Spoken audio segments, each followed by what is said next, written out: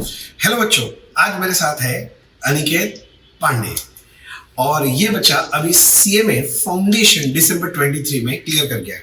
पहले ही शॉट में क्लियर कर गया है। तो पहला तो यही क्वेश्चन है, कैसा लग रहा है? बहुत अच्छा लग रहा है सर।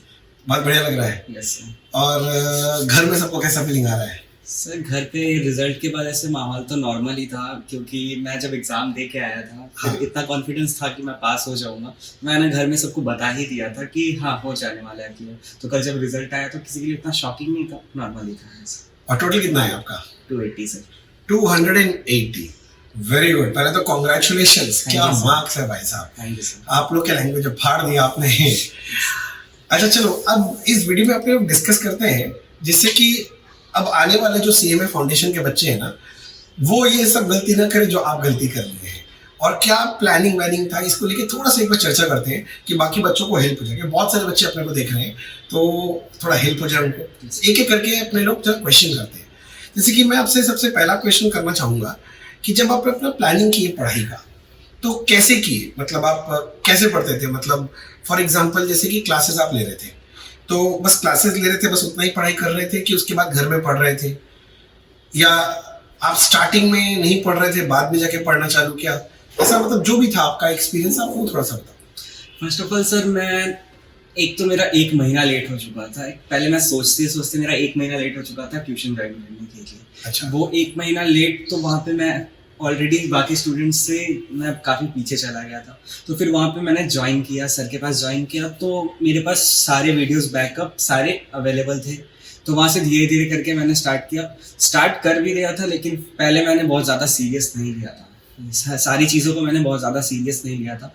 फिर एक टाइम आया जब सीरियस लेना पड़ा मुझे। उसके अलावा कोई ऑप्शन देखा नहीं, क्योंकि बहुत डर लग रहा था कहीं क्लियर नहीं हुआ तो इस चीज़ का। और ऊपर से सर का प्रॉपर गाइडिंग, सर ने बहुत अच्छा गाइड किया और सर समझाते थे। और कुछ दिनों पे सर हमें समझाते रहते थे, कहाँ कोई प्रॉब्लम हो रहा तो सर हमेशा हम लोग के साथ खड़े रहे। तो शुरुआत के समय में मैंने ध्यान नहीं दिया था, बट फिर लास्ट के टाइम पे, लास्ट का 1 से 2 महीना, उस टाइम पे मैंने एफर्ट्स दिए एंड उसका रिजल्ट है जो है। चलो बहुत बढ़िया। मेरा एक क्वेश्चन है, जैसे कि देखो तुम्हारा स्कोर तो अच्छा है, नो डाउट, तो मैं पूछना चाहूँगा कि घर में ऑन एन एवरेज कितना देर पढ़ते? मैं अगर एवरेज में मानूँ कि कितना देर पढ़ लेते थे खुद से? यहाँ पे जैसे हम 6 घंटे का क्लास करके जाते थे तो बहुत ज़्यादा एनर्जी बचती नहीं थी। तो पहले के दिनों में मैं 2 घंटे 3 घंटे ऐसे निकालता था, बट वो इनफ नहीं थे। पहले समझ में आया, उसके बाद वो इनफ नहीं थे।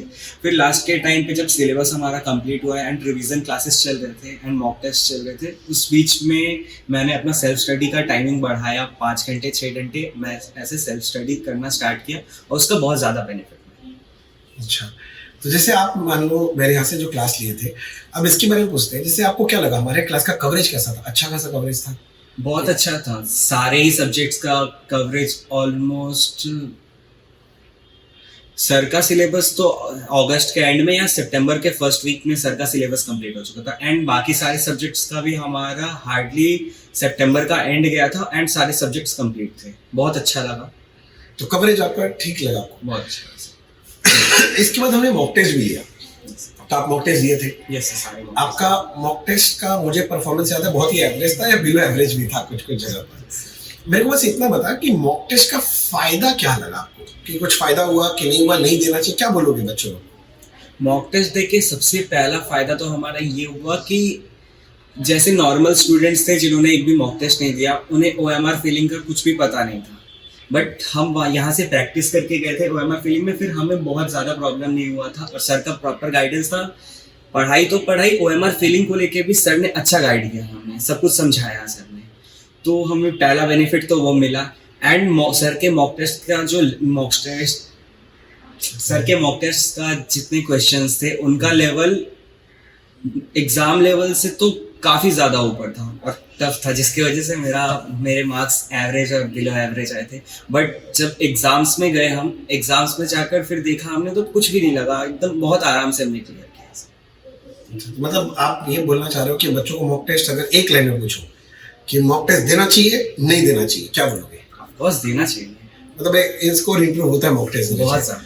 अच्छा, फिर हमने यहाँ पर काफी सारा रिवीजन भी किया था, अगर आपको याद हो तो तो हमने पहले क्लासेस किया, मॉक टेस्ट किया, रिवीजन किया, तो रिवीजन आपको हेल्प किया कि रिवीजन हेल्प नहीं किया? रिवीजन से भी बहुत ज़्यादा रिवीजन ऐसा नहीं था, हमारा रिवीजन की तरह नहीं हुआ। जैसे हमारा नॉर्मल क्लासेस चल रहे थे उसी तरीके से प्रॉपर सब कुछ अच्छे से डिटेल में समझा के ही हमारा रिवीजन हुआ। वो बहुत ज़्यादा बेनिफिट हुआ मेरा, क्योंकि स्टार्टिंग के डेज में मेरे कुछ क्लासेस छूटे हुए थे तो मुझे थोड़ा प्रॉब्लम हो रहा था जी, और रिवीजन क्लासेस हुए उसके वजह से प्रॉपर पूरा क्लियर हो गया मेरा। मजा आया, वेरी गुड। अब मेरे को एक और चीज़ बताओ, मेरा एक क्वेश्चन हमेशा रहता है बच्चों से, जैसे आपने एक कोर्स किया CMA, आपने चूज किया लाइफ में, क्यों किया, रीजन क्या है, वाई CMA? कि ऐसे ही कोई बुला कर लिए कि कुछ सोच के किया? जब मैं 12th के बोर्ड्स दे रहा था उस टाइम पे मेरे दिमाग में आया कि मुझे करना क्या है। 12th का बोर्ड्स तो दे दूंगा, फिर उसके बाद मुझे करना क्या है, मुझे समझ में नहीं आ रहा था, मैं बहुत ज़्यादा कंफ्यूज था। फिर मेरे साथ के कुछ स्टूडेंट्स थे जो लोग CA CMA ये सब कर रहे थे, फिर मैं भी कंफ्यूज था क्योंकि मुझे करना था CMA, मैं प्रोफेशनल लाइन में आना चाहता था क्योंकि गवर्नमेंट सेक्टर में मुझे जाने का मन नहीं था, मैं प्रोफेशनल सेक्टर में आना चाहता था। तो मैंने पहले CA पे रिसर्च किया एंड फिर CMA पे किया। तो ये कोर्स मुझे अच्छा लगा और आगे बहुत अच्छा पैकेज भी है और अच्छी जॉब भी मिलेगी, तो उस हिसाब से देख के मैंने लिया। सीधा सीधा बात आता है यहीं पर, Yes, भैया यहाँ से मिलेगा उसके बाद ही सब काम होगा। Very good. चलो मैं आपको और ज़्यादा टाइम नहीं लूँगा, बस लास्ट एक चीज़, अगर बच्चों को आप अपने तरफ से कुछ और सजेशन देना चाहते हो कि क्या वो मिस्टेक ना करें और क्या चीज़ करें, तो आप क्या बोलना चाहोगे इस पर?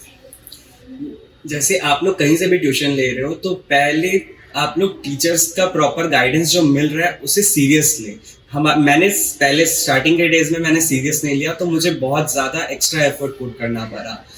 और आप अगर सर की बातें सुनोगे, सर का गाइडेंस लोगे तो आपको और बहुत ज़्यादा एफर्ट्स पुट करने की ज़रूरत नहीं पड़ेंगे, बहुत आराम से निकल जाएगा और काफ़ी आराम से निकल जाएगा। जो गलती हम लोग किए वो मैं चाहता हूँ कि आप लोग ना करो, प्रॉपर टाइम दो स्टार्टिंग डेज से। अच्छा, एक लास्ट बात जाते जाते, अगर मैं पूछूं, अपने लिए पूछूं, आप तो मेरे से अकाउंट्स पढ़े हो, तो आपको मेरे अकाउंट्स पढ़ाने में सबसे अच्छा क्या लगा, कि क्या लगा कि भैया ये बात तो बहुत बढ़िया हो गया? फर्स्ट ऑफ ऑल अकाउंट्स पढ़ाना सर का हर चीज़ ही बहुत अच्छा था, बट एक ऐसा था कि हमारा CMA है तो ऐसे नहीं था कि सर इग्नोर करते थे, प्रॉपर पूरा हर एक टॉपिक के पूरा एकदम तह तक जाते थे और अच्छा से कॉन्सेप्ट एक कॉन्सेप्ट क्लियर करते थे सर, जो जिसके वजह से बहुत अच्छा लगता था हम लोगों को और ऐसा लगता था काफ़ी फनी वे में हमारा अकाउंट्स निकल जा रहा है। और अकाउंट्स में तो सही बता रहा हूँ बहुत मज़ा आता था, बहुत ज़्यादा मज़ा आता था। जैसे 6-6 घंटे के क्लासेस हमें समझ में ही नहीं आता था 6 घंटे कैसे निकले, इतने आराम से निकल जाए। रोज थोड़ी ना 6 घंटा होता था, ऐसे 6 घंटा बोल के डरा क्यों है बच्चों को? फिर भी सर 6 घंटे तो होते थे सर, वीक में एक क्लास तो ऐसे हो ही जाता था, ये 6 घंटे। चलो ठीक है, चलो all the best for your future बेटा। अब इंटरमीडिएट भी वन शॉट निकालना है। All the best. Thank you sir.